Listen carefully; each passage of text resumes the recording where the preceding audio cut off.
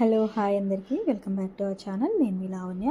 ఇది సమ్మర్ కాబట్టి మామిడికాయలు మనకు చాలా దొరుకుతాయి కాబట్టి మామిడికాయలని దేంట్లోనైనా వాడుకోవచ్చు. టేస్ట్ రొటీన్గా కాకుండా డిఫరెంట్గా చాలా బాగుంటుంది.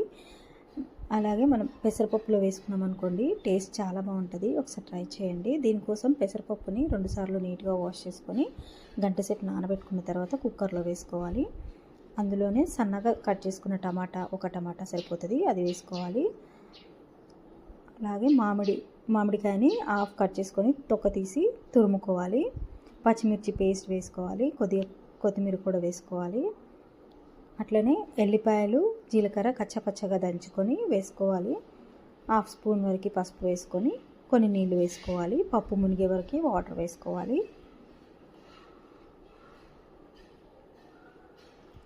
ఇందులోనే కొద్దిగా ఒక 5-6 రెక్కల చింతపండు వేసుకొని మూత పెట్టుకోవాలి.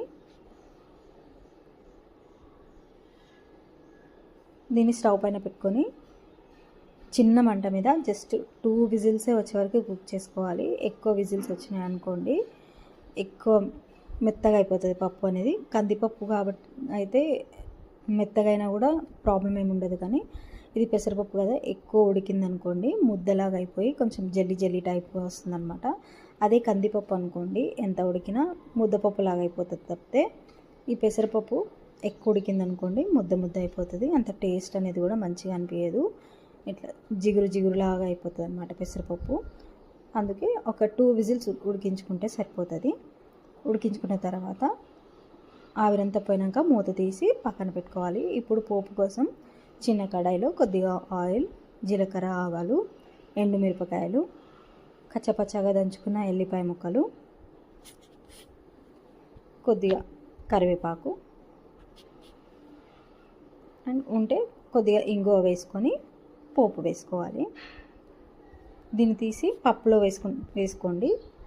తర్వాత పప్పులో వేసుకున్న తర్వాత ఒక 5-6 నిమిషాలు చిన్న మంట మీద ఉడికించుకున్నారనుకోండి, ఇంకా టేస్ట్ బాగుంటుంది. ఒకవేళ వాటర్ ఏమైనా తక్కువ అయితే కొద్దిగా వేడి నీళ్ళు వేసుకుంటే సరిపోతుంది. లాస్ట్లో కొద్దిగా మనకి టేస్ట్కి సరిపడా ఉప్పు వేసుకొని కలుపుకోవాలి. పప్పు చేసుకునేటప్పుడు ఉప్పు ముందే వేసుకున్నాం అనుకోండి, పప్పు అనేది అంత తొందరగా ఉడకదు. లాస్ట్లో పోపు వేసుకున్న తర్వాత ఉప్పు వేసుకున్నాం అనుకోండి బాగుంటుంది అన్నమాట. ముందే వేసుకుంటే పప్పు సరిగా ఉడకదు అండ్ అంత బాగుండదు కూడా. పోపు వేసుకున్న తర్వాత ఒక 5 నిమిషాలు చిన్న మంట మీద ఉడికించుకొని స్టవ్ ఆఫ్ చేసుకొని వేడిగా సర్వ్ చేసుకోండి. చాలా బాగుంటుంది అండ్ డిఫరెంట్ టేస్ట్ ఉంటుంది.